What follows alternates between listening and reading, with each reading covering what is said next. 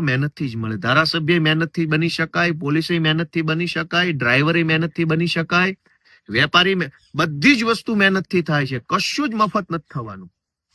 પણ મહેનતથી મેળવેલો પટ્ટો છે ને કમરે પહેરવા માટે આપ્યો છે, ગળામાં ટોમીની જેમ પહેરવા નથી આપ્યો. જેણે પટ્ટો ગળામાં પહેરી લીધો છે ટોમી બની ગયા છે ભાજપના, એના પટ્ટા ઉતારી લેવાના છે.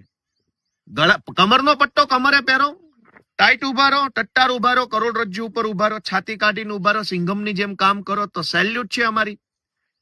પણ કમરના પટ્ટા કાઢીને ટોમીની જેમ ગળામાં પહેરી લીધા હોય ને પટ્ટા બીજો છેડો હરસંઘવીના હાથમાં આપ્યો હોય તો પટ્ટા ઉતરશે. એમાં કઈ ખોટું નથી. ગરીબ માણસ આજે દારૂડિયાઓની વિરુદ્ધમાં એફઆઈઆર નથી લખાવી શકતો, અને જગદીશ મહેતા ઉપર 1 એફઆઈઆર, 2 એફઆઈઆર, 5 એફઆઈઆર ફટાફટ. તો કમરનો પટ્ટો ગળા ઉપર પહેર્યો હોય ને ટોમી થઈ ગયા હોય ત્યારે જ આવી એફઆઈઆરો લખાય. અને જે ટોમી બની ગયા એના પટ્ટા તો ઉતારવાના છે. કેમ નથી ઉતારવાના? અને જેને ઈમાનદાર છે, જેને કમરનો પટ્ટો કમર ઉપર પહેર્યો છે, એને સેલ્યુટ છે, કડક સેલ્યુટ. કોઈ ટેન્શન નથી. જગદીશભાઈ જેવા અનેક એવા માણસો છે જેને દબાવવાની કોશિશ થઈ રહી છે.